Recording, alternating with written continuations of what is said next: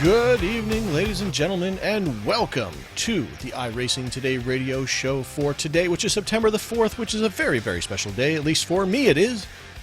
2014, which doesn't make it any more or less special, but it's still 2014. My name is Trevor Cameron. I am your host of this wonderful show called the iRacing Today radio show, which is all about iRacing stuff and things.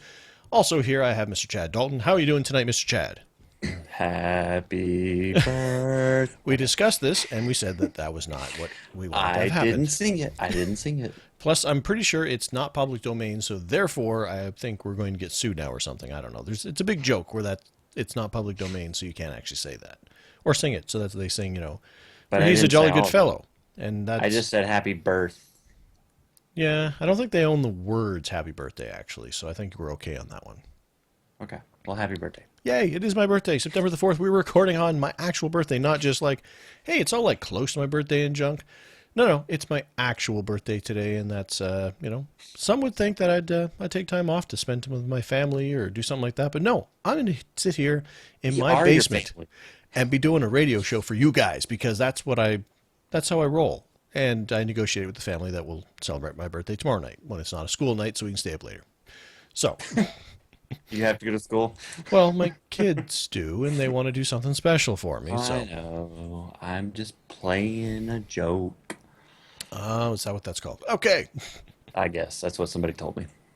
Excellent. Well, thank you, everybody, for coming out and listening and, watching live on Twitch or, watching the archive on YouTube or listening on your way into work and saying, wow, I sure am glad I have something to listen to on the way into work because... Well, driving's kind of boring, and I need something to distract my mind. Which is exactly why we play a racing game, because driving is boring. Well, you get the idea. You really don't.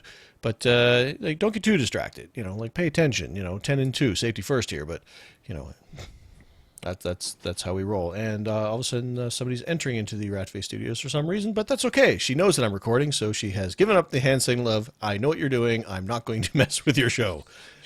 We're throwing a surprise birthday party for you. What do you mean you're recording a show? I'm going to do. We got all your friends are upstairs. There's balloons and everything. Would you come up here and let us show surprise? Yeah. And then you can come back down here and talk to your computer screen. But like I said, thanks everybody out there for listening. We do appreciate each and every one of you for coming out and spending time with us. We're going to be, of course, telling you all about our iRacing week and all the stuff that's going on. So we've got our In the News segment. It's my birthday. That's newsworthy. We're going to be talking about our latest experiences, and holy crap, I actually have one.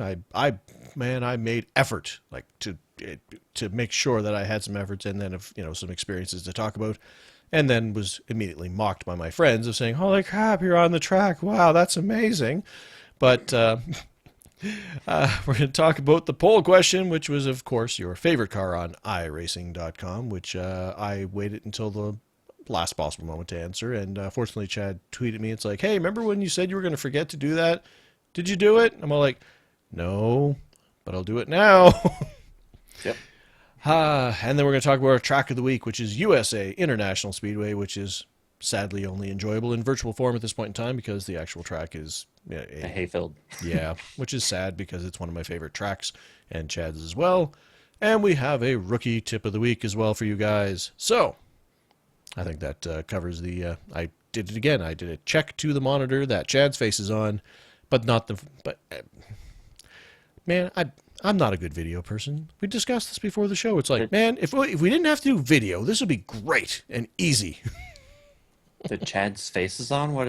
Do you think my face fell off? No, it's the Chad face monitor over there, you see. Even though, it's, because I have you in big form on my right and I have you in small form in the middle on my screen. And I'm all like, I don't want to talk to small Chad. I want to talk to big Chad face. Because it's like life size and frightening. Life size. I should order you one of those big heads, like they take to sports games and stuff. That would be cool. You could hang it right above your middle monitor there. Just get like a big stand, and then you could just be like, "Whoa, it's Chad." But then I'd look like that. I'd be all like, "Whoa, dear." I don't know. So welcome to the show, and I don't want to be. I'm too distracted to actually pay. Well, of course, my microphone that I'm sure picked up great for the audio listener. But anyway, moving on to our In the News segment, which is, of course, presented by iRacerstuff.com, which is a website dedicated to the iRacing motorsports simulation. They post stuff that they find interesting or that may be useful to the iRacing community. Probably those things are one and the same a lot of the times. Check them out today over at iRacerstuff.com. Wow, that's a full news segment we got there this week, isn't it, Chad? Yes, busy, busy, busy. Man, so much to talk about. I don't even know where to start.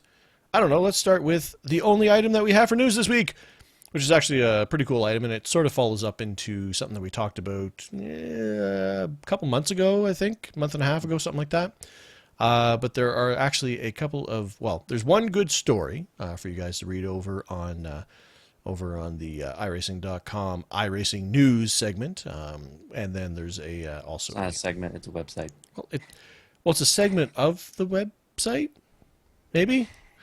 Anyway, over on iRacing News, they have a great story over there titled "Disabled Racer with Dreams," and it is a story about Aaron Grosskopf, or Grosskopf. I should have figured out how to spell that. Grosskopf. I was going to go with Grosskopf. Is what I was going to go with. Anyway, it's I read through that before the show here, and it's a great story about Aaron. He's 24 years old. He has cerebral palsy, and it kind of goes about the challenges and some of the stuff he's done. He's done some articles for the site. It's just a great story about as we discussed, like I said a couple months ago, about a lot of the iRacers with various disabilities kind of banding together is into a for a common cause, and just kind of getting together with people of with similar struggles to kind of go over ideas and stuff. So it's a great article there. I'll put a link there in the show notes and go over and have a read. And also, about a month ago, according to Chad, because I said, "Wow, when did that come in? Show up there?" They actually have an iRacing sub-forum now, which is called iRacers with Physical Challenges, and you can find that right up towards the top of the forum page. And it's basically just a bunch of forum posts by several people who have whatever challenge it may be when it comes to enjoying iRacing, and kind of going over some ideas like different control schemes that you might want to use, or talking about using paddles for different things and stuff like that. Just general ideas and stuff. Kind of like I said, like-minded people with similar challenges coming together and sharing ideas and helping each other out. So I thought that was really, really cool that they actually. Well, like I said, the story is great, and the fact that they had that forum post in there, or not even a forum post, it's a complete forum subsection. That's where I was getting subsection from, to go over there and let people share some ideas. So I think that's just really, really great.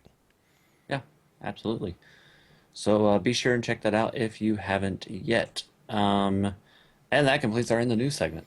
Yeah, there wasn't much news going on. I mean, it's That was a rough one. yeah, hey, they can't all be banner weeks. I mean, it's in the simulation world. I mean, not every week is a banner news week. I mean, sometimes a lot of stuff's going on. Sometimes mid-season ish, not so much stuff going on. But Yeah, and we are exactly in the middle of the season. It is week 6 on is it iRacing. really? Wow, Yeah, which man. means we have 6, technically almost 7, maybe between 6 and 7, somewhere in there. Weeks before we have driver swaps. Which has So become there's another news item. that's one of those things that just keeps coming up in various people trying to set up endurance races and whatnot. And so we've already have a couple of ideas about how we're going to do our first endurance race as a team, and it's going to be it's going to be exciting and looking forward to it if we can pull it off, or if or Andy shows up to the right track. or it's going to be a spectacular disaster. I mean, like I said, the main one that we're gearing towards now, for some reason, Andy wants to keep going to Road Atlanta, even though the race is at Road America, but he just wants to keep, I'm going to practice Road Atlanta because I'm going to be ready for this. It's like, well, you do that, and then show up at Road America instead. But bring the knowledge that you learned at Road Atlanta because it can help you in some way at Road America. I mean, there are turns on both Yeah. tracks. There's They go elevation both changes. directions, left and right. Yeah, it's Road Atlanta is a course that I don't like that much, but have learned to like a little bit more after my experiences with it. And Road America is one of my favorite tracks on the sim. So it's like the same course, really. I mean, and Atlanta is in America, so obviously they're basically the same track. Yeah. So I mean, one's just in the south and one's in the north. I mean, you Yeah, know, well, there's that, I guess. I mean, I still don't know. I still don't know what an Elkhart Lake is, but I mean, it's like, oh, the Elkhart Lake course. Like, what are you talking about? Oh, Road America. Oh, why didn't you just say so? yeah. Well, I think we should move on to our experiences. I And I think you should start since you actually had one. I did, and it was one of those things where I had said I was going to, and it's like I'm going to race, in the GT3 series. I mean, because they're at Watkins Glen, it's a road course that I'm very familiar with. I wanted to get into that, after listening to Chad talk about it for the last few weeks here. It's like, you know what? I want to do a race. Want to do a race. I'm going to do one this week. Chad picked me up a car. Like we were geared. We were gonna go for this, and it's like, and all of a sudden, life got in the way. Life got in the way. Life got in the way. It's like, okay, here we are. It's Monday.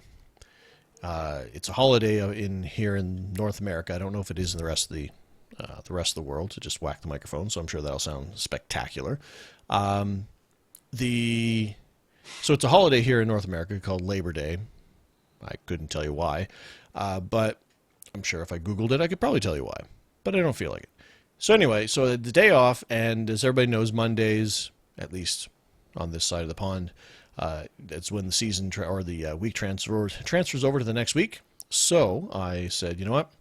All right, I've got an opportunity here, and it was a half hour. Well, actually, it was about 15 minutes before the last race before they changed over to the new week, which is at VIR this week.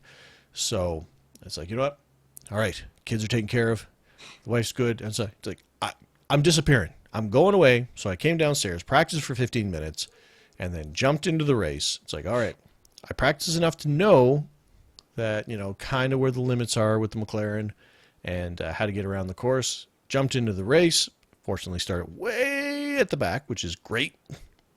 Right where I wanted to finish up. Well, no, not finish up. No, I didn't want to finish there. Oh, gosh, no, I wanted to start. Oh, no, that went bad. I wanted to start back there just so I could get, not run into problems. Like I said, I was confident enough that I knew I wasn't going to make a complete butt of myself, basically, is where we stood. So, start up the race, managed to, and of course, I'm rushing around at the last minute to try to stream it as well. So, I was not prepared. So I got the stream going. I got the stream going. I got into the car. Like the stream started, like we were 30 seconds. Like I jumped in, I had 30 seconds left to grid. So started the race. We all, made it through the first turn, and ended up having a pretty good race. I mean, I said it on the stream several times. Like, this is doing pretty good.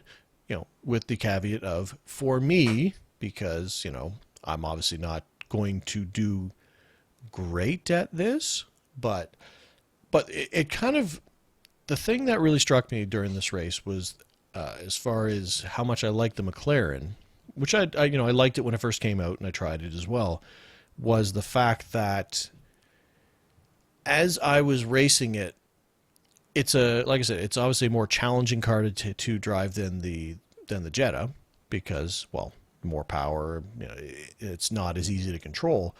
But I always felt, and I spun out several times. I ended up off track a few times. I found out that the carousel turn there is self-cleaning, which is great because I spun out, I think, 3 times there, and all 3 times just right off the track out of everybody's way and just kind of like backed into the wall and parked with, facing right out to the track so I could see all the cars coming. I was like, okay, and now we'll pull back out again. How's it going, guys? Don't mind me. Just figured I'd stop here for a minute. Just wanted to take a quick break.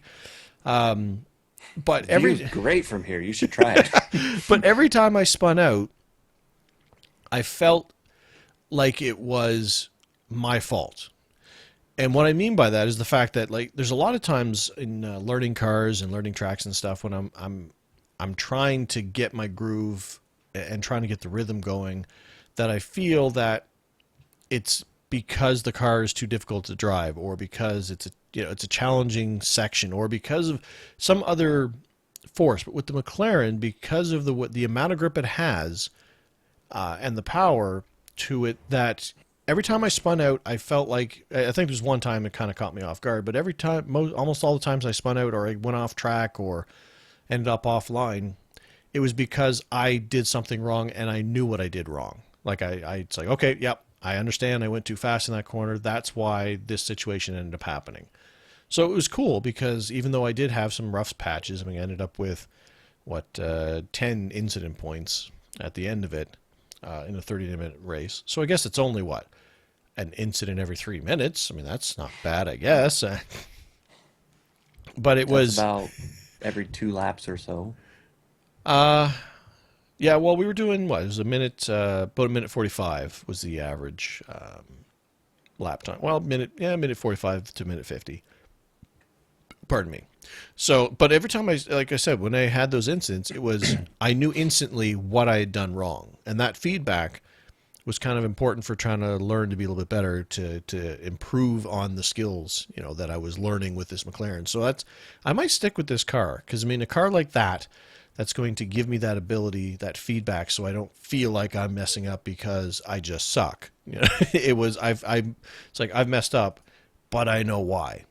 And Yeah. especially my supremely most proudest moment, if you want to check the stream, I wish I could tell you a timestamp on it, but the proudest moment of the race was when I spun out in the carousel turn, which for those who don't know, it's after the big long stretch, and there's this big sweeping right-hand turn, where normally you just keep sweeping all the way around, but it heads down into the boot in this particular configuration. Where I spun out in that because I forgot to brake because I was talking to the camera. So I was having a grand old conversation. I'm going up the straight stretch. I'm talking, and then all of a sudden I'm upon the turn and I have not slowed down an inch. So it was like, well, this is going to go well. Managed to not actually, like, I just kind of scraped the wall. I managed to get it slowed up pretty good, but it was like, all of a sudden there's just this moment of panic in my eyes, like, I haven't slowed down. Oh, crap.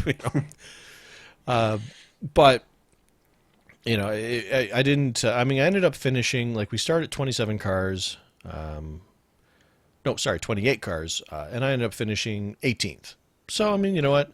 For me, and was it because I passed guys? No, it's because I finished the race. And that, at the end of the day, that's kind of my objective. 10 incident points, finished 18th, even though I was car number 24. And I always thought if you finished above your car number, you'd gain I rating. Not so much. I think that's a general rule of thumb. But especially if you have, like, I don't know, an incredibly low I rating, I would figure that, hey, there's nowhere to go but up. But I went from a 787 to a 777 I rating and lost 0.28 in safety rating. So I'm still Class A, but I'm down to 3.2. So I figure I'll be down to a B license before we know it here. If I keep trying to get better, I'm going to get worse before I get better. So, but it was, like I said, it was the last possible race of the week that I could get into, and there were 4 splits, and I was in the bottom split, which is good because I would hate to think that there would be enough people to make another split below 777 I rating. But I'll be there soon, so they'll just make my own split. They'll be all like, okay, we made all the splits. We just put you in your own. We just figure it's just safer for everybody involved. Just race the track. That's all you're doing anyway. Get the practice. It's fine. We'll call it a race. I mean, it's really a time trial, but just between you and me, man, it's just go out, have fun, but just by yourself. There's people been talking. They've been asking us for this feature that says, Trevor has to road races alone, especially if you put him in a car with so much power. I mean, the Jetta, we were okay. you could kind of keep that under control, but now it's like things are happening too fast. You're getting older. It's not you don't have the reflexes anymore, man. But it's cool. It's cool. It's cool. We appreciate your business, man. Birthdays will do that to you. But it was like I said, I mean, and I had a lot of fun. I mean, it's like I mentioned when I was doing the stream. It's the fact that it's so much easier for me to jump into a where I'm just learning how the car handles the track rather than how does the car handle and how's the heart, and how does this track even go, which is why I wanted to jump into either when they were doing Road America or Watkins Glen, which are the two road courses I know the best on the sim, basically. So VIR, I don't know, man. That looks like there's a lot of turns in that course. I mean, I was looking at the track layout, and I think it's like, what, 21 turns or something silly like that? It looks complicated. 17. 17? Yeah. It looks And complicated, if man. the fun thing about that track is if you wreck, at least on certain parts, you end up in this massive hayfield. It's not like you just spin off into a guardrail and ricochet back into a sand trap or something. You just keep spinning into the cow patties and just keep Forever. going. Yeah, never ends. Then finally, once you stop, you say, okay, let's put this in gear and get back out on the racetrack. You're like, oh, is that the track way over there? I think. Yeah. The track's in Um, another county now. Oh, yeah. no. It's in a whole nother state or country. But yeah, my GT3 experiences were pretty fun this week as well. I did a race at Watkins Glen, and I think we had 27 cars. I was supposed to finish like 24th or 25th based on my car number. Hmm. Or no, just kidding. I think I was 17th or 18th car number. Which I know what it was. I think I was one of those two car numbers, but on speed, I was a 24th or 25th place car. That's what it was. I was really slow, but was there for the fun of it, and kind of like you were saying. Um, Now here's the cool thing. I've always, for some reason, I've been able to keep my on the road courses and on the ovals too, but especially on the road courses because it's a little bit more challenging. Hmm. I've always been able to keep my car on the road for the most part. And I've always thought, okay, well, the reason why is because I'm going slow. Right. And all these other people are flying, and they're trying to hit, drive it in as deep as they can, get back on the throttle as soon as they can. Hmm. And that's the reason why they spin is because they're talented enough to try it. Right. Um, Whereas I'm not, and I just go slow and keep it on the track, which actually has led to a lot of good finishes on road course races, and in particular this Watkins Glen race, because like I said, on speed, 24th, 25th place car. Hmm. That was about it. Managed to finish 15th because a lot of people crashed, It and happens. I actually did not have a single spin or any kind of contact, with the exception of one half spin. And I also wish that I had a timestamp for this, but I don't. But it's somewhere like in the middle, maybe just past the middle of my stream, which is archived on the YouTube channel. And I came out of the third to last turn after you come out of the boot. Hmm. And as I'm going around that left-handed turn, uh, I think I may have said something to the camera as well, but it was something in relation to what had just happened in the race. And I just came out of the turn, and I think I was trying to arc it more to, try and get a better run out of the corner, and misjudged it and misjudged getting back when I got back in the throttle. And so I shifted the weight too much and spun. I was in the BMW, Hmm. for the record. I didn't state that, I don't think. Nope. And kind of started doing this spin towards the guardrail. And the first thought that went through my mind was, great, I've done so well to this point, and now I'm going to go head on into the guardrail and ruin my night. But the thing that I've kind of told people before, you'd be amazed at what locking down your brakes does on iRacing, and it generally can stop you pretty quickly. And so, as a natural reaction, my left foot just slammed on the brakes, and that actually saved me. I don't know how, but it saved me. And instead of being pointed dead towards the wall, I suddenly came to like almost a stop. And then when I let go, it straightened me back out, and it's like nothing ever happened. So that was kind of a yay me moment because pretty much in any other situation, that would have been me crashing into the fence and probably taking out the guy behind me. Yeah, it was actually, I forgot, in mine, I had a similar moment where, except for mine ended up much differently, where I came, and I don't remember which corner it was, and it was close to the end of the race, and I ended up, or actually, no, I think it was about mid, now that I think about it. I came around a corner, gave a little bit too much gas. She started to come around. I actually saved it, and then got excited that I saved it, and then got back on the gas too much and ended up nosing into the wall anyway. Like, I mean, you could watch me. It's like, yeah, it's like, wow, that was a great save. Oh no, wait, never mind. I'm crashing anyway, kind of thing. Didn't end up damaging the car. Like the tow was fine. Everything felt fine, and I couldn't tell if it was down on speed because I'm so slow anyway. But yeah, I don't remember. I don't remember what turn it was, but I ended up like just basically nose straight into the guardrail because I was so excited I saved it. I decided to crash anyway. So please continue. Well, I was pretty much done with that race anyways. So yeah, I got 15th out of Watkins Glen, and that was awesome. Then yesterday, took the rough car because it was time to take the rough. As for those of you that don't know, I'm rotating the three cars in the GT3 series each week, and took the rough car to VIR yesterday, and that was the first time Oh, that I had ever been to VIR. And when I say ever been to VIR, I mean I took like one lap there when I bought the track just to see the track, right. and that was it. Mm. So got on, did a little bit of practice, then jumped in the race, streamed it, and it actually went pretty well, all things considering. And there's one part that I like going. I was going to call it the backstretch, but it's not really a straightaway, and I don't think it's the backstretch, anyways. But it's like a bunch of S's, So, but you can so go. there's nothing right about this, Evan. I call it the No, backstretch because it's neither in the back nor a stretch. So well, it could technically be the backstretch. it's actually on the side and it's a bunch of S's. So But it really is like it's a bunch of S's that kind of just go up there, and those three cars, you and I'm sure in some other ones, you can just floor it all the way through there and like never let off really, and that's fun, um, especially with the seat that I have, the GS4C. It kind of it really pushes you, through there because you're kind of hitting a lot of G's with, going so fast through the S's. So that was my favorite part of the course, and I really enjoyed going through there. The initial start of the race, I picked up a 4X because for some reason everybody in my lane decided to come to a complete stop as we were taking the green flag.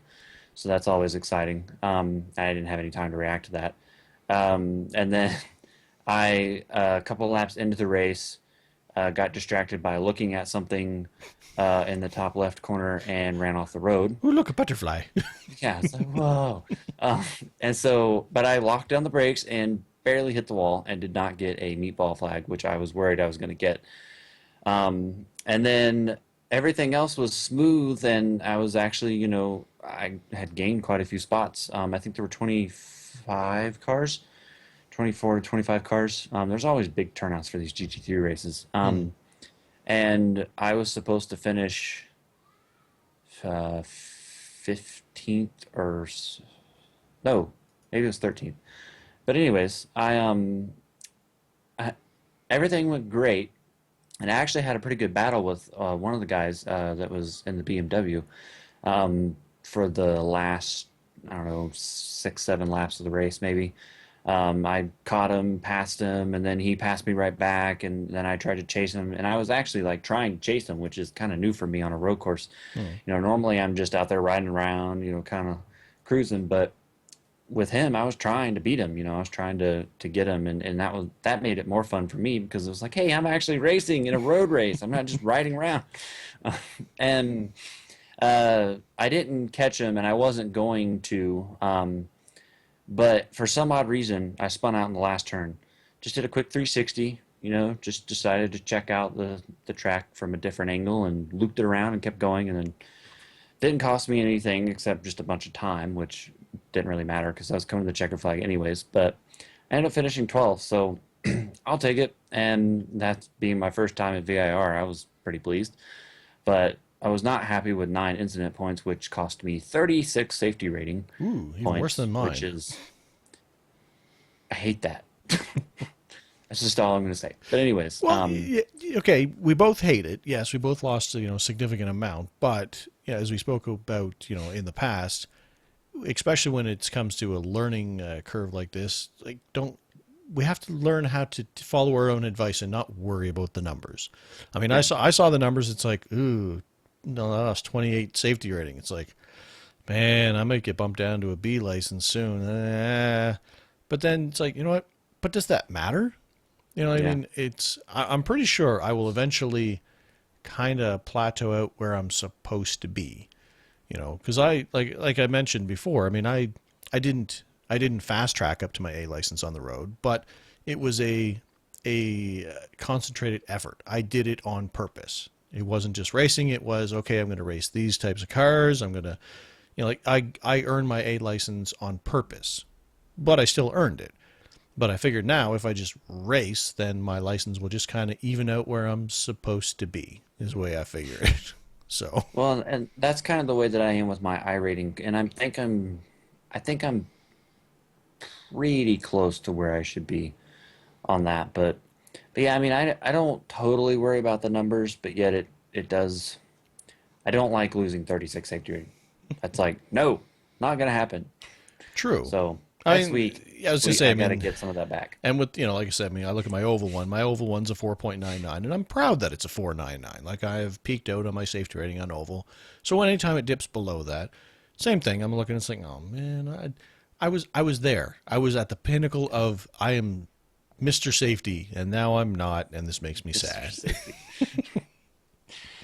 But oh well, I'll have to get it back. Next week is Mid Ohio, which is one of my favorite road courses, and I'll be back in the McLaren. So I'm looking forward to next week, and hopefully I'll stay on track.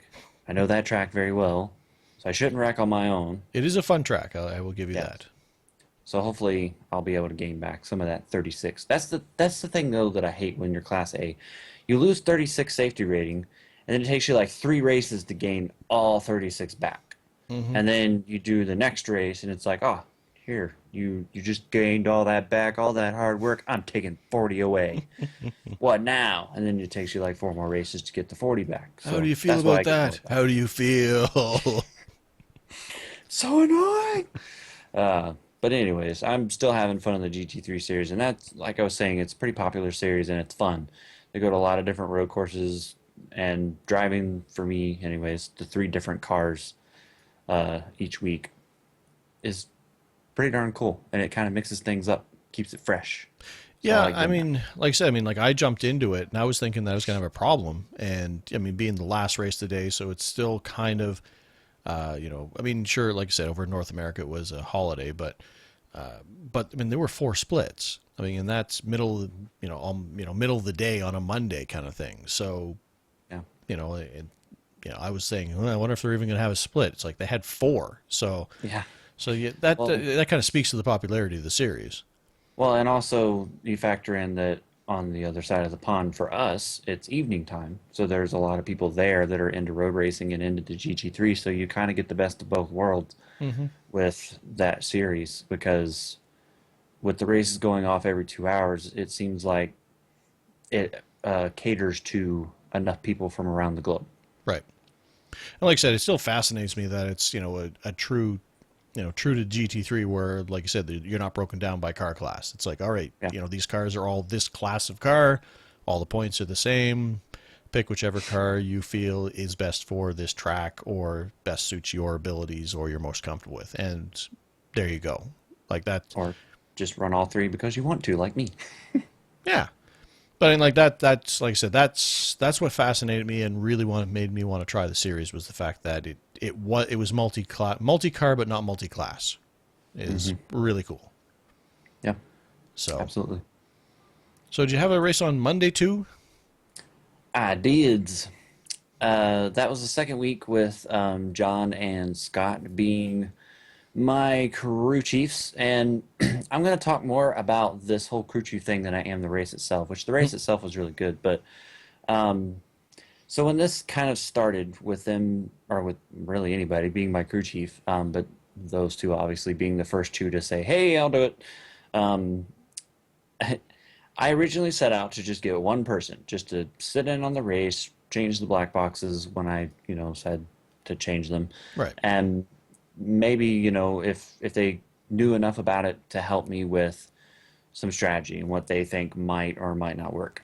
And it's that's all I was expecting, honestly. Right. But I wanted somebody that was serious enough, to understand that I'm taking this seriously, so you should too.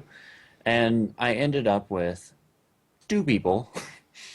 And originally, John was going to be the main crew chief guy, and then Scott was going to be like backup in case John couldn't be there. But it's turned into where they're both there, and which is great, and actually works even better because now John can focus on a certain number of things, and then whatever he doesn't want to focus on or doesn't have time to focus on, Scott can take care of the rest. And so now it's like they cover everything, so to speak. And at Atlanta, they were both very helpful, but at Richmond, it basically times that by about three of how helpful they were. And part of the reason was during the week, like I had kind of told John and Scott going into Atlanta what I wanted them to do and how I wanted them to help. But after we went through that first race and I kind of got reacquainted with having a live person there and started thinking about some things that would be helpful with having a live person there. Mm-hmm. And Scott and John even made some suggestions. I made them a checklist, so to speak, of things that I, wanted them to do. Right. And I think as a result of that, the Richmond race was that's why it was three times better because they had more things to do that I thought of or that they had thought of, and it made that race on Richmond or on Monday night rather, not on Richmond. We're marching on Richmond. It made that race on Monday night a little bit more realistic, even, but also better for me because Richmond's a short track. It takes a Mm-hmm. lot of concentration. You can't really be playing with other things, looking off to the side. You got to be focused on what's happening. And having those two guys there on Monday night and having them control like everything uh, took so much off of me that I literally only thought about driving like the whole time. Right. And I probably only threw up my black boxes on my screen, which you don't see in my streams because it's hidden from the stuff in the bottom right of my streams. But I probably only looked at those like maybe four times throughout the whole 200 laps because it was like I don't need to. Everything that I need to know, John or Scott is either handling or they're going to tell me. And there was kind of one cool moment in qualifying actually with this that kind of made me smile, kind of like what you were really happy, excited, kind of made you smile about our fun races when you kept saying, it's good to know that all of our listeners of the show are not jerks, and that they're nice people. And like that made you happy and made you smile. Well, I kind of had a similar moment, except for obviously a totally different situation. But Scott had been away from his computer and he came back and John started asking him or telling him something that he wanted Scott to do through the race. And they were just sitting there having this conversation with each other and they were talking about something that was going to help both of them and me in the race. And I was qualifying, so I was only half listening and half focusing on what I was doing. Right. And I just kind of sat there and smiled, and I was like, this is so cool. I originally just wanted one person. Now I have two people. And not only do I just have two people up here, but there are two people that understand that this is a very important series. It's a difficult series. I take it, very importantly. I'm trying very hard to do as well as I can. Mm-hmm. And they've just come in, just kind of on the fly, and they understand everything and they take it seriously with what, they're doing. And it's like, this is just really cool. It just kind of made me smile. Um, and I keep thanking them. I'm probably going to annoy them how much I thank them because they keep doing it. But one of the things that I was also worried about was them having enough to do. Like I didn't want them to get bored. Well, true enough. I mean, yeah, Well, you're sitting there racing. It's like, oh, come and yeah, help me out. It's like sit there for the next 2 hours, or and then just do stuff for me. It's like, yeah, I could. yeah, Yeah, it's like I was like, wait a second, hold on, this is stupid. I'm bored. yeah. I could be watching television right now or mowing. Well, can't really mow the lawn, but like, and that was the thing that I was worried about. But they seem to really enjoy it and like want to be there. Hmm. Like there hasn't been any kind of indication from either one of them that they're like, man, I really don't want to be here, but let's just put on the happy face and get this over with. We said we would, and maybe Yeah. maybe there's a paycheck at the end of this. I don't know. I don't know, maybe I'll get some free candy. But so, um, but I mean, seriously, having them there helps so much. Like I can't even put it into words. But another thing it does is it makes those streams a little bit more interesting because instead of me just sitting there talking every so often and driving in circles, you now have me driving in circles, talking every so often, but you have John and Scott talking a lot. Right. I mean, they're not talking all the time, but a good bit of the time. And it makes it more interesting, kind of like our Indy 300 stream when all you guys were there and I was racing and you were racing for like 2 minutes. Um, I and redeemed myself. I know. Yes, you did in a big way and in a more important race. So it's it's really cool to have them there and to have them doing what they're doing and also to have them be taking it so seriously and realizing the importance of it all. Now, the race itself went really well, and in my practicing, the first 3 laps of a run, when the tires were kind of cold, the thing was really tight, and I was struggling with that. But after the tires got some heat in them and everything kind of came to life, so to speak, on the car, man, that thing was perfect. Like I was so happy. Like I would not change a thing on that setup Hmm. after the tire pressures came up. Before, I would definitely change something because it was a little tight the first few laps. But I qualified seventh and pretty much stayed in the top five, I think, or right at the top five, a couple spots outside of it the whole race. I mean, I don't even know if I was worse than eighth, like ever at any point, Yeah. or worse than seventh, maybe. So I was pretty fast. I was running really good lap times. John told me a few times that my lap times were even faster than the leader, but I never got to challenge the leader, which is okay because I'll take being fast. Um, and managed to grab fourth place in the last race before the chase. So now this next week we go to Chicagoland and we start the chase, Right. which I'm excited about for more than just being, in a points race. I'm excited about now because of all this Scott and John stuff going on. It just makes me want to race. Like I keep wishing it was Monday, so we can get back up. I can get in the race car. They can be on the pit box, and we can go racing because it's made it more fun for me with them being there. So um, I'm really glad that I decided to do that because it's helping me. It's made it more fun, makes the streams more fun and entertaining, um, and it's pretty cool. It makes it a little bit more realistic as well. So I'm glad that that is the way that it is. And a little programming note, Hmm. starting with the chase, I think I've decided to stream all the chase races for the RCRL Pro Cup Series on Twitch, which I normally do on YouTube. I stream them on YouTube, but I think just because it's a chase and I seem to have fixed my Twitch to where it's not crapping out on me. It's not I could, twitchy. Yeah. yeah, Yeah. it's not twitchy. I'm gonna start doing or do the last 10 races on Twitch to try and get some exposure to the league. Not that it really needs any with the caliber of drivers that are in there, but still. And also just, you know, to throw it out there and do something different.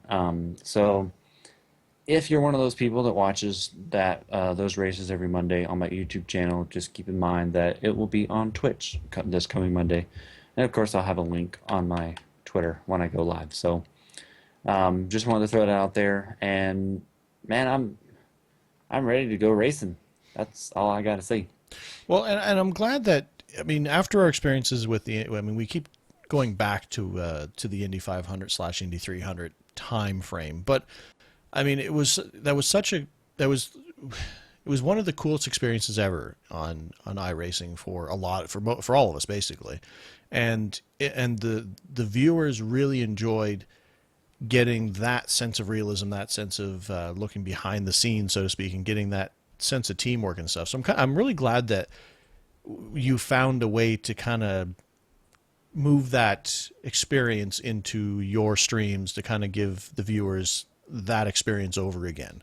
Yeah. And for those who don't know, I mean, or haven't checked him out yet, go check out Chad's streams because he has put in a lot of effort into making sure that you guys have the most amount of information that you possibly can without cluttering up the screen. Like his streams are great. He's put a lot of effort into it. Like he has all the information you possibly need, like on that screen. So it's not just watching him racing. You're watching everything you need to know as if you're watching a bloody broadcast. And I mean, like he's even got a little box off the sides, with the team speak stuff, so when it's him and John and Scott talking, so you know who's talking. Like it's just really well done. So if you haven't checked out his streams yet, definitely go over there. I mean, mine are okay. Chad's put a ton of effort into his, so make sure you go check out his and check some of these races out because they're definitely worth experiencing for seeing. It's one of those things where here's what iRacing can be. Like this is kind of the at the top of here's the experience. It's not just a guy running around the course. Like I said, it's almost like if you're watching a broadcast, but you just happen to be listening to the radio chatter of your favorite driver and we're only watching him kind of thing. Like you're getting that experience. The only thing would be better is if you had a cameraman, showing you exterior shots of the car as you're racing too. It's the only thing that would probably add to this thing. So, Yeah. So definitely make sure you check out, we talked about our channels and stuff, but make sure you check out his Twitch when he's streaming or, the archives on YouTube as well. So, One funny thing you mentioned about the audio, sometimes in real life racing, regardless of the series, the driver and the crew chief or the race engineer or whatever you want to call him, they'll kind of poke fun at each other and say funny things. And then a lot of times their discussion is, okay, man, we've got a caution. What do you want to do here? Do you want to take tires?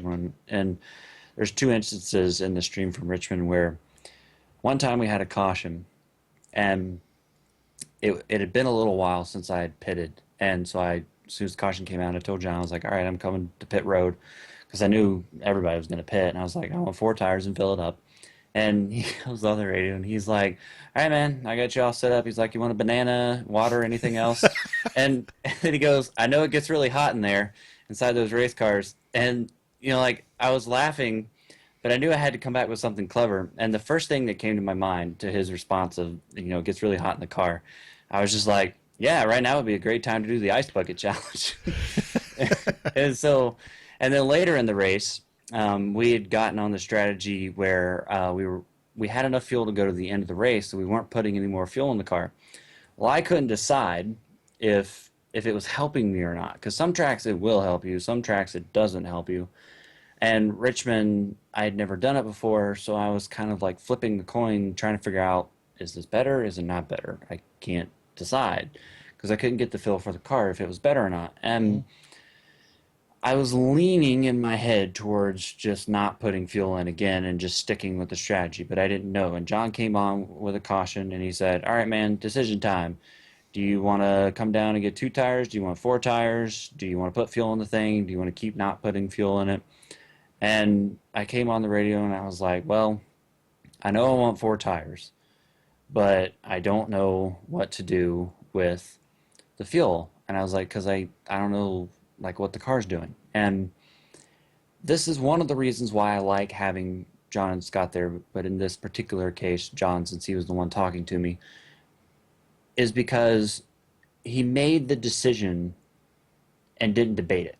He didn't say, well, tell me what it did then. Tell me what it did like with this. And, like he didn't make me explain what the car's doing. He just came on after I said what I said and was like, all right, I'm putting 4 tires in the car and I'm not putting fuel. And it was like, okay, all right. decision made. The end. And that's one of the things that's helping me because where I've gotten myself trapped before and kind of messed up races is I will make a decision. I am putting in 4 gallons of fuel. And then I'll sit there and I'll start debating it in my mind. Well, should I really put four or should I put three? Could I get away with three? Maybe I could, maybe I should put five in. And then that's where I've gotten myself messed up is that I'll start debating what I should do when my original decision was the right answer, but I just started debating and then I make the wrong decision. So having John just say, and he made that call. And for the record, that was the right call. The car was awesome the last, I don't know, 25 laps or however long the last green flag run was. And I mean, I drove pretty hard those last several laps and the car stuck. And I think that was because I had less fuel in it. So, um, yeah, that was his call. And it helped me get fourth. That's why they pay him the big bucks. Yeah, exactly. So anyways, yeah, that's pretty fun and I'm glad and hopefully the chase will go well, but we'll have to see. Yes, most definitely. And then they'll have to come up with a crew chief trophy as well as the driver trophy. David, get on that. Yeah. Yeah. Chad's probably not the Yeah. only one with the crew chief helping him through this here. So I mean, No. you gotta thank the team, man. It's not just about the driver; it's about the whole team. It's a team effort. You know, the Go '77 team. White Knight Toyota Well, was great there. It's Wolf Premium Oils for the moment, supporting my cousin. Oh, Go to okay. Wolf Premium Oil, wolfpremiumoils.com. There we go. Plug in my sponsor, which is not really a sponsor. I'm just running the logos. Right. Don't get paid anything, No, unfortunately. it's family, Looking at man. you, cousin. Looking at you, man. Wow, stop that. That's creepy. Okay. All right. So speaking of So, poll creepy, question. yeah, we asked a really hard poll question of you guys this week, and I'm just glad you said we instead of putting it all on me. well, we all know it was you, and the one this month isn't much better, although it's actually strangely easier. I find I haven't answered yet, but I've taken a look, and it's like, you know what? I don't think I'm going to debate this one as much, but Yeah, I did. the question of the month was, what is your favorite car on the iRacing.com service? And he basically, and we've listed, well, we listed all of the cars in the service in no particular order, including all the different variants. So, all the different, the Toyota and the Chevy and the Ford and the Cup cars and all that good stuff. So, Chad, I know, like I said, he made a snap decision one night and said, "No, okay, I'm done with this. I'm done with this. I'm picking this one." And I waited to the last possible moment, then waited a little longer, and then Chad said, "Have you voted yet?" And I said, "Oh crap!" And then I voted on mine. So what did the results look like? I don't have them up on my screen.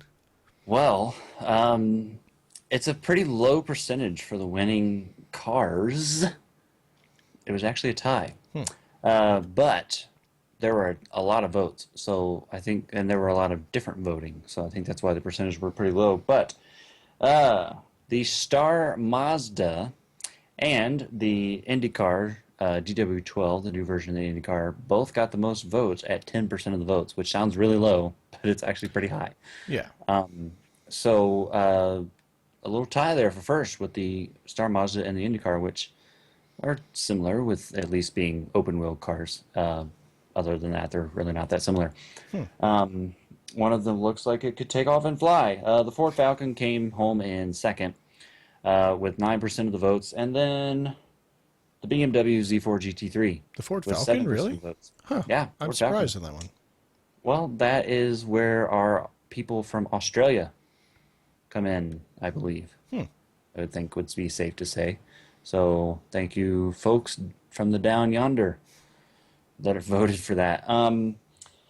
There are a lot more cars that got voted for, and I really don't feel like reading all of them. So because there were a lot of cars that received a lot of votes, Right. but there were some cars that did not get some votes. So, what did you end up voting for, Mr. Cameron? After much debate over the entire month, I ended up voting for, and it's a weird one. I'm going to pull out one of Chad's asterisks from the box here and say I voted for this car but there's kind of a reason, a story, I guess, to the reason as to why I did. And I voted for the late model, the Monte Carlo. Which finished tied for third, by the way. And I voted for that. I haven't raced that car in a while, which kind of says, well, obviously it's not your favorite car because you haven't driven it in Don't quite drive some it. time. But I thought about it and I thought about it, and all the cars that I've raced. I mean, I like driving the Cup car, the Nationwide, and the truck, and all that stuff. And apparently I've started to like the McLaren and the Jetta, and I don't dislike the Spec Racer Ford like I used to. I wouldn't count it among my favorite, but I don't hate it anymore. But the late model is what when I every time I thought back on it, is the late model is what grabbed me and hooked me into the sim. Like that was the car that brought me to the dance, so to speak. Like if it wasn't for the amount of time I spent with that and my experiences down at STPC, that's what kept me in the sim like that. So even though I haven't raced it for a while now, it was my gateway drug into the sim, so to speak. That so because of that, I have to say that it's probably my favorite, and it's probably the car that I've driven the most laps in as well, because that was like at the beginning of it, it was all late model all the time, and then I moved on to the SK and a little bit of the Tour, but the late model was basically just what made me fall in love with the sim and get hooked up with a bunch of people that I'm still friends with today. So it's more of a Like me. it's more of a nostalgic thing. It just that's the one that gives me the warm fuzzies when it comes to iRacing. Even though I enjoy driving a whole bunch of different cars and I haven't gone back to late model for a while, that's what brought me here and that's what kept me here. So that's why I voted for that one. Yeah. And I'm kind of the same way. I did not vote for the late model as my favorite car, but I'm the same way in you where it's probably the car that until the Cup car, I got into it, that I've had driven the most, and it really kind of kick-started me in iRacing as well. The car that I voted for, and you claim that I got mad and raged quit on this, but Rage that's quit? not That's not what I true. said. I didn't say you rage quit. I said we were Well, talking one night and you said, nope, nope, nope, I'm done. I'm voting. I'm voting. I'm voting. And then you just voted. well, but I narrowed it down to three cars that are my favorite cars, and I will tell you those three cars that are my favorites, and then tell you the one that I actually voted for, which I nominated as my overall favorite. One of my favorite cars is obviously the Toyota Camry, the Gen 6 Cup car. Drive it all the time in the RCRL. Um, One of my other favorite cars is the McLaren MP4 dash whatever whatever. And then my third favorite car is the Honda HPD machine. And of those three, they're all very close to each other in my like of them or my love for them. But the car that I gave the edge to, which is why I said I'm done, I'm just doing this, is the McLaren. And the reason why I voted for the McLaren is because every time I drive that car, and you were kind of describing this earlier about in your Watkins Glen experience, it just has a lot of grip. Hmm. I feel like you can drive it really hard and get away with it. And I like that because there's not very many road cars that has kind of been hit and miss with certain cars. Like I'll drive one for a little while and then move on to another one, and then do another one and then another one and so on and so forth. Whereas the McLaren, I kind of always kept going back to. Right. And so I don't know. I like that car. It sounds cool. It looks cool. It's not that it's easy to drive, but it's easier than some road course cars to drive, at least for me. Now again, I'm not Mr. Speedy Gonzalez in it, beating everybody every week with it, but I still like it. So I voted for it as my favorite car, but a very close second and third place would be the Toyota and the Honda HPD. I enjoyed both of those cars as well. So that was my vote for this poll question. Now the next poll question is incredibly easy, and I have already voted. Well, and I'm pretty sure I know what you voted for, but we'll save that for when Yeah. we actually get to it. But the poll question for this month is, what is your favorite track? Bet you didn't see that coming.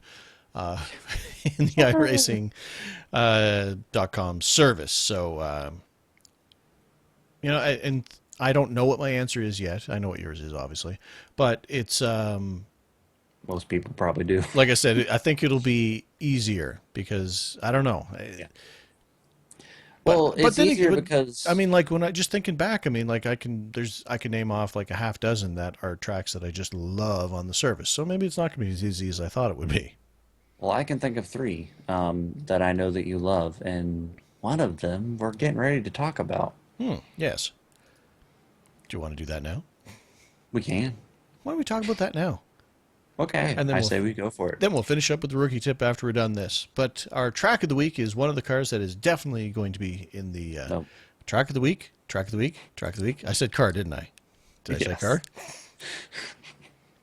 The the track of the week And take two. is definitely one of the ones that is going to be in the running for my favorite track of on the sim, and that would be USA International Speedway, which still makes me sad that it doesn't really exist anymore. No. It is literally a hayfield in real life. We were Yeah, not kidding. I've seen the pictures. It makes me Yeah, sad, it is. It's very sad. but it is. Yeah, that's one of my favorite tracks, and it's one of the tracks that I spent. Be- because I spent a lot of time in the late model, as we just talked about, doing a lot of short track racing, and I'm not very good at short track racing. I find that I've talked about it before. The bigger the track, normally the better of a racer I am when it comes to the ovals. So USA kind of filled that gap where it's still a short track, but it's not a Lanier or a South Boston, that size kind of thing. So because it's 3/4 of a mile, it's a so it's kind of short track, but enough of a distance that it made me easier to get comfortable with it. With the 14 degrees of banking in the corners, it's just a fun track. I mean, it also happens to be one of the tracks that I've actually won on, which, as we've discussed, is I've come few and far between. So it's a track that I love racing on. It's a track that I've actually won on, so it's definitely held in high regards in my mind as far as tracks on the sim. I mean, and it's I don't know what it is about it. I mean, it's just the way that the corners flow. I I can't even. I mean, I don't even know what a better word to come up with, because I mean, when you go into those corners, you hit them in such a way where you're right down on that yellow line, and then you come out of turn two there, and you're drifting right out to the wall. I mean, obviously that's what you do in any other track kind of thing, but just I don't know, the way it feels when you do it. It's just so awesome, and then you're going into turn three, and there's this little section off to the right where the track kind of there's a gap in the track where the wall that enters in the corner. There's a little gap there, and if you kind of cheat a little bit and you just kind of move your car right into that gap just as it hits there, and that way it just gives you that little bit more arc into that corner. Or and if you don't mess it up, and if you mess it up, you scrape that little section of wall and you end up killing your car. But just trying to get that extra little bit of oomph in, that extra little bit of speed through that corner, and then as you're carrying through three and four, you're right down on that line, but then the grass starts just as you're exiting four, and if you're too low, you just clip that grass and it sends you sideways. But if you hit it just right, you end up perfectly straight, just as about you're about to hit the start finish line. You're up right up against that wall. I don't know, just the flow of this track just is so much fun to race around. Yeah. This was actually the first track that I really learned how to drive the late model on, the one that you voted for as your favorite car. When I first joined the sim in 2010, and I got through the rookie up to Class D and started racing the late model, the very first week of season two, they were at this track. And I had been racing the late model for several weeks, and it had been somewhat getting better.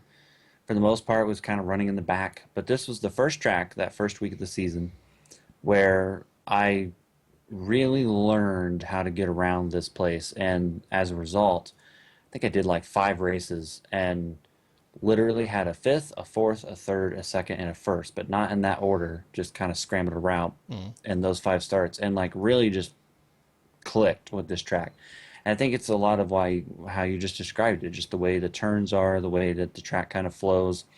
It's not an overly difficult track to pick up and learn. No. And just every time I've been there, ever since, I've been there in a lot of different. I've been in there in the nationwide car. I've been there in late models and tour mods and SK mods and legends and I mean all kinds of different cars. And I just always seem to pick it up, as if it was riding a bicycle.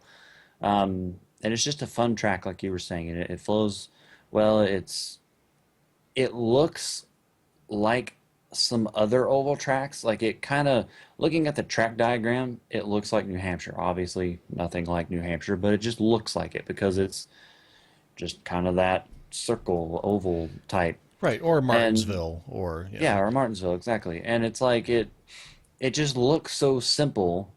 And then you get on the track and you've got that 14-degree banking, and it's really not majorly difficult of a track to pick up. Now, some people do struggle there. I've raced with some people who I've heard them jump on the voice chat and just be like, I can't drive this track to save my life.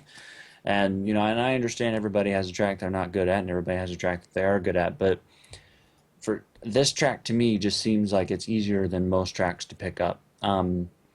And I love racing here. And it's one of those tracks, if I'm in a league and I see, whatever car it is, if it's late model, nationwide car, or whatever, trucks, I've even raced trucks there too.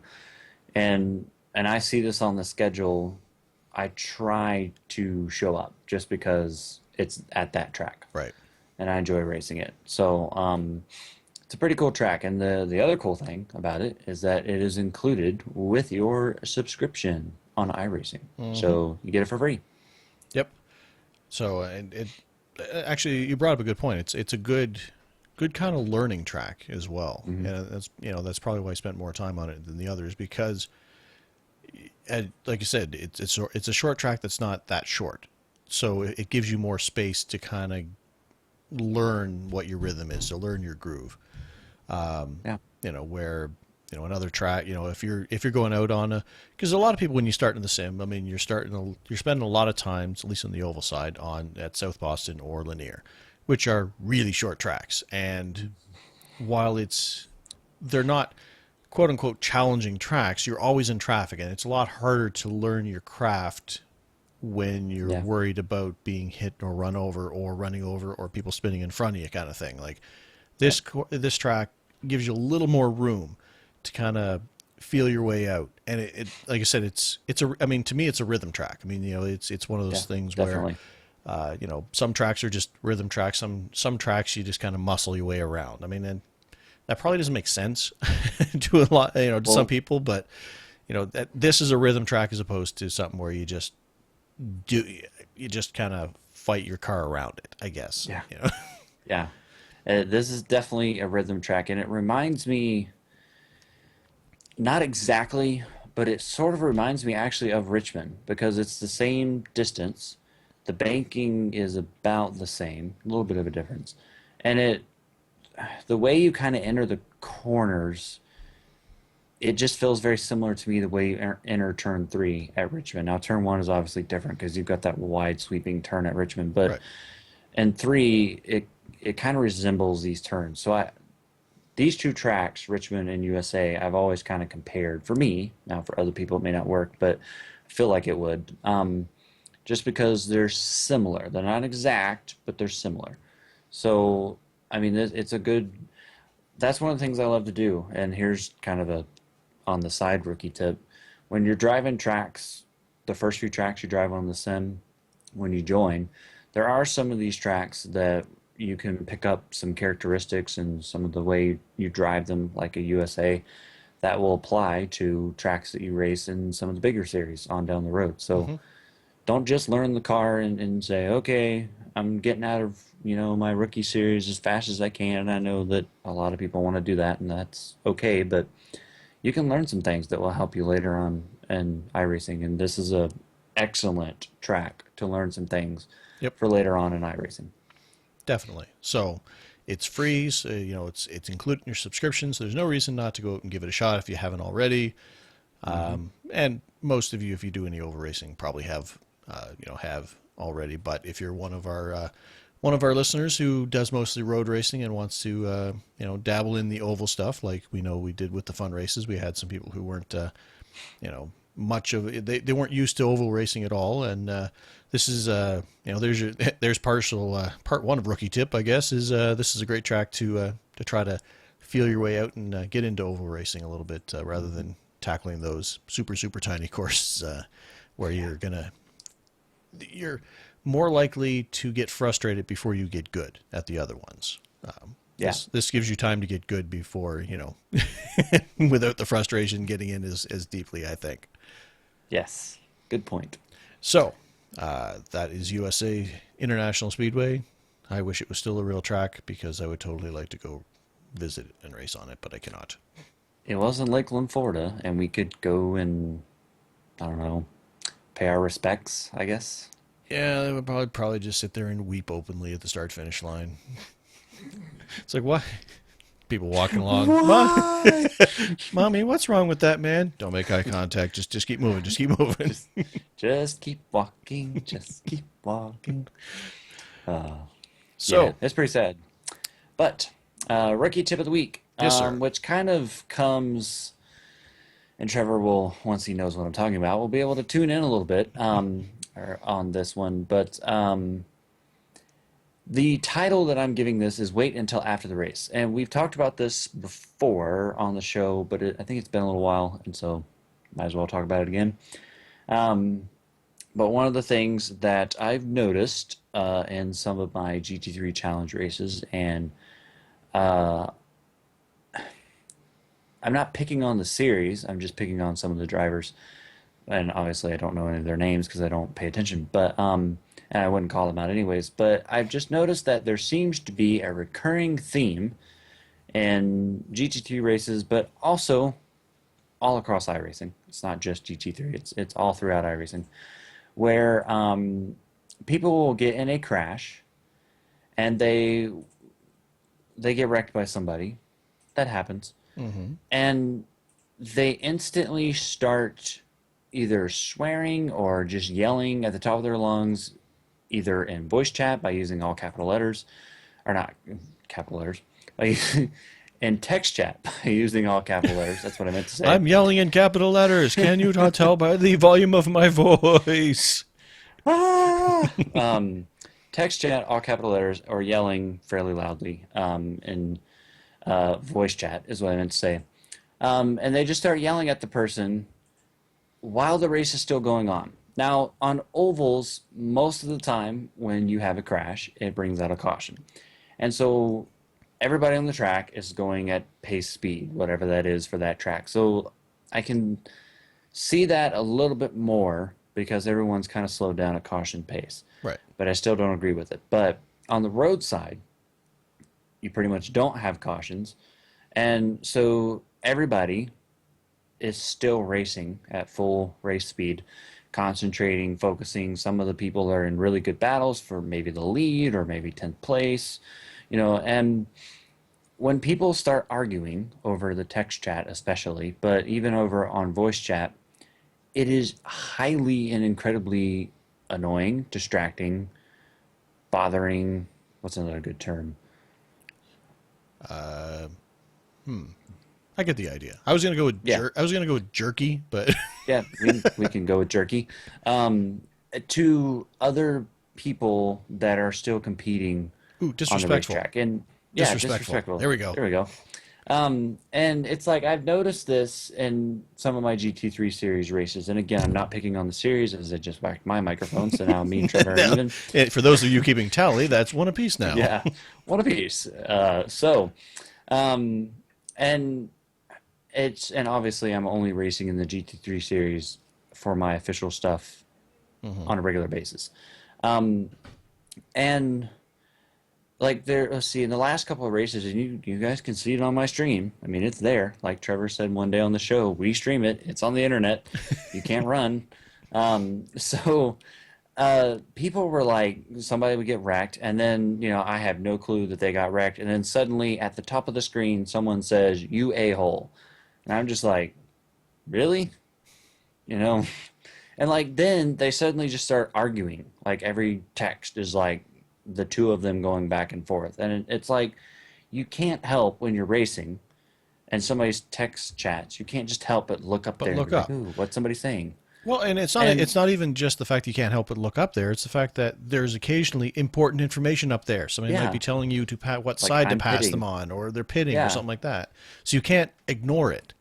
You yeah. know. And when somebody's arguing, like if someone just says pass left, that's pass left. It doesn't matter. But when you sit there and argue for 3 minutes, it is highly distracting to other drivers, Hmm. especially on road courses, because you've got some tracks, you've got 8 to 20 some turns that you've got to focus on.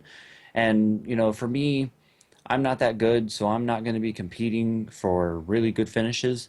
But for guys that are running second, third, and they're just driving their hearts out, to catch the guy that's leading the race so they can try and pass him and beat him, that can be highly distracting for them and could even cause them to crash and or just lose a bunch of time. And so I just wanted to, for the listeners of our show, even though we know some of you are not like this because we've raced with you, Hmm. uh, I I wanted to encourage people, and I know Trevor will second this, to wait until after the race if you're gonna have an argument. If you just can't avoid arguing with somebody, um, wait until after the race. It's so much more respectful and less distracting to other people because then if nobody wants to hear you argue, they just pop out of the sim because the race is over with. Right, and you're not taking away from what they're trying to do themselves in the Hmm. sim. I mean, okay, picture if you will. I mean, imagine a real, well, I use the term real, but a person racing an actual race car, be it NASCAR, be it whatever, road racing, and they have all the driver chats of all the different drivers in their ear at all times while they're driving. Like, can you imagine the cacophony? There's a word there. The amount of noise in their brain. See, in a sim racing, we have that. I mean, Yeah. we've talked about it before, and Chad has, and I have, and several other people have. Like, I have a button on my wheel that I can easily reach that mutes a particular driver. That if they're talking, they're saying something that I don't want to hear, then I can click that button. It mutes them. And I have a button that mutes all the drivers. And I usually only use that one if I'm streaming and I'm trying to say something and people are having a conversation, good, bad, or otherwise. Nothing against them. It's just a matter of, hey, I'm trying to talk here on my stream and you're all yattering and stuff. Shut up! Get off my lawn! But but I mean, imagine if that was the case, and like that's what you're kind of doing, if Yeah. because people can't get away from that because in the sim everybody's hearing what everybody's saying with the addition also of the text chat. So it's like Chad said, it's it not only does it ruin the experience for other people, it's I guess the second part to that, not only does it ruin the experience for other people, it also, there's a chance, no matter what you think happened, that you're wrong. Like another good reason to wait till the end of the race is look at the replay. I mean, Yep. there are times when you're like, man, I went in that corner and you totally took me out and you just wrecked my rear corner and blah, blah, blah. And you're just going to go off and off and off. And then you look at the replay and you find out that, oh, wait a second, you actually cut over a little bit into his line while he had already got a fender on you. And it was actually completely your fault. And then, well, then you're doubly a A moron. unpleasant person. You're a moron wrapped in an idiot then. We say that jokingly, but I Yeah. mean, it's one of Joking. those things where you could be in the wrong. I mean, so Yeah. you don't That's want happened a lot. you don't want to be going out there and spouting off your mouth and becoming one of those guys that people don't want to race with to find out, oh, wait a second, it was all me in the first place, and you know what I mean? Like it's just a bad situation all around. I mean, we get frustrated, we wear emotions on our sleeves as racers. It's what we do. I mean, it's the emotions are not avoidable. Even the car's not real, but the emotion around the actual driving is. Yeah. So we do Very that. much. So, But you know what? It's not worth it. I mean, like I said, you're ruining the race for other people, and you're like I said, in the end, you could find out you were at fault all along, and then yeah. then you just feel really bad. Yeah, and I mean, I've noticed this in some of my GT3 races, and like there was one guy at Road America who just kept going on and on and on and on and on and on about something. And like I was saying, it's very, and he was doing it in the text chat. Hmm. If it's in the voice chat, I can just mute the guy, Right. end of problem. But when you do it in the text chat, you can't do anything about that in the race. So you're just stuck with like, oh, there's a text chat. Okay, focus on drive. Oh, there's a text chat. Okay, focus on drive. Oh, there's another one. And it's like you just keep looking up there, and it's usually a really long, completely horrible grammar, misspelled words everywhere is usually what it is because the person's so mad they can't spell anything. I can't even And think straight to type. yeah, and that makes it even more distracting because then you're trying to figure out what they're actually saying because it's like look up looky, and you're like trying to figure out what the heck they're saying, and they're not saying looky, so don't give me that look. I was gonna. I'm trying to figure out what accident has just happened where the person is so mad that all they can say is looky, looky, looky, I'm gonna do that next time I get wrecked. looky, looky, looky. Who wants a cookie? Uh, but yeah, so I just wanted to encourage all listeners of this particular show and our show in general, but especially the September 4th, 2014 show, um, to wait till after the race. Mm-hmm. It's better for everyone. Absolutely. So, and that feeds me into a whole bunch of other things. Rookie tips that I was thinking that we should talk about in future weeks. But we're going to talk about those in the future weeks because we're at about time. They're about to kick us out of the studio. I mean, the janitorial crew is showing up. They're trying to empty the garbage, sweep the floors, and they're all like, get out. Your time's done. So we should probably get out of here, I think. Wow, that sounds pretty extreme. Well, I mean, I'm a visual. I'm an imagineer. Yeah, I'm one of those, whatever that is. One thing I do want to say Okay. before we quit, though, Mm-hmm. we were talking about how you can't turn text chat off, but you actually can in the options turn the text chat off. But then it will never display any text chat. Right. The only problem with that is if people do post things like pass left, pass right, I'm pitting in the text chat, then you're not going to see it. Yeah. So be a little careful with that if you decide to turn text chat off. But you can do it, and it won't show up. So just wanted to throw that out there in case everybody was like, you can't turn text chat off. So Yes. But like you said, I mean, it's at least with the voice chat, you can assign a button that says mute that yeah, particular mute. driver or mute all drivers. We need that for text Yeah, chat. no kidding. Looking at you, Yeah, iRacing. iRacing. Come on. I mean, how hard could it be? I'm not a coder. I We can have everything else. We can do driver swaps. But anyway, that will about do it for this week.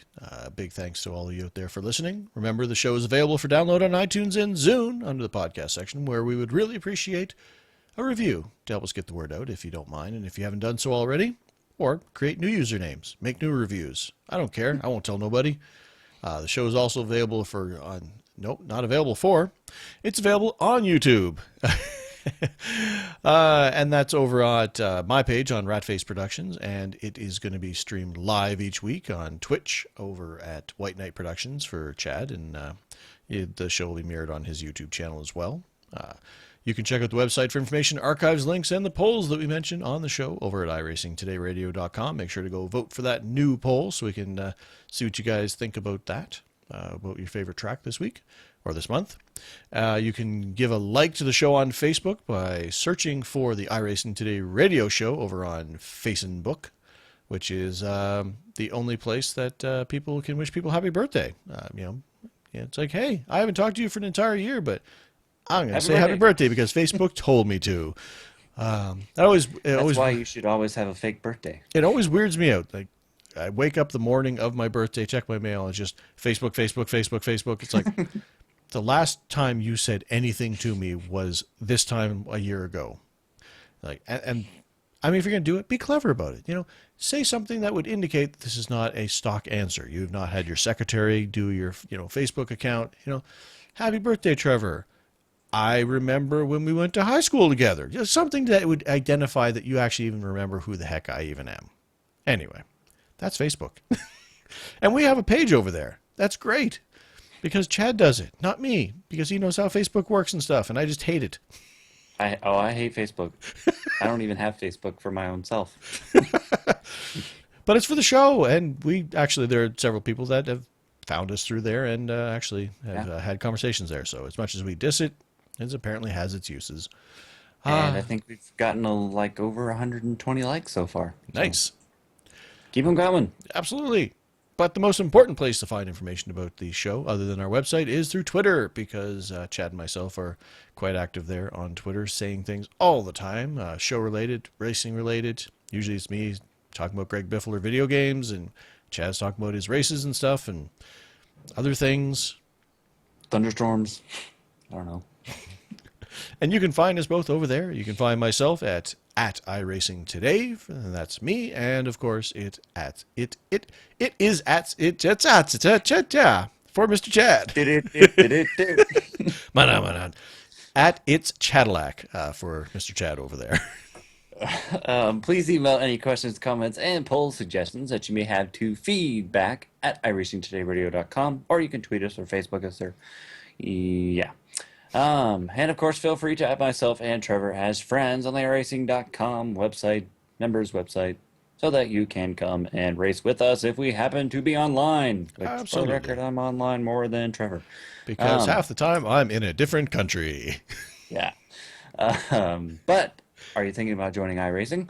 Well, if you do, please refer either Trevor or myself in the referral box when you sign up by entering either ratface@gmail.com. That is with two T's in the rat. Or iRacingLegend@gmail.com.